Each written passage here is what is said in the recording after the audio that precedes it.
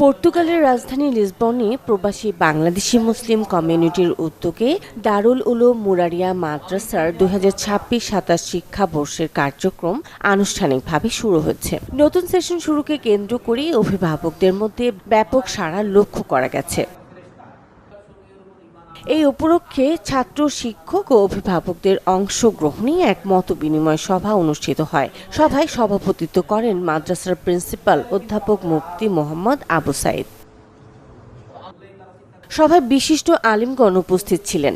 তারা মাদ্রাসা শিক্ষার গুরুত্ব তুলে ধরে বলেন, তিনি জ্ঞান অর্জন এবং নতুন প্রজন্মকে নৈতিক ও আদর্শিকভাবে গড়ে তুলতে প্রবাসে এ ধরনের শিক্ষা প্রতিষ্ঠান অত্যন্ত জরুরি।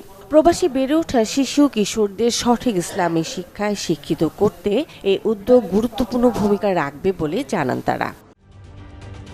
ঢালাইয়ে দৃঢ়তা, নির্মাণে নিশ্চয়তা, প্রিমিয়ার সিমেন্ট, ঢালাইয়ের রাজা। সভায় মাদ্রাসার শিক্ষা কার্যক্রম, শৃঙ্খলা এবং ভবিষ্যৎ পরিকল্পনা নিয়ে বিস্তারিত আলোচনা করা হয়। পাশাপাশি অভিভাবকদের সন্তানদের নিয়মিতভাবে মাদ্রাসায় পাঠানোর জন্য বিশেষভাবে আহ্বান জানানো হয়েছে।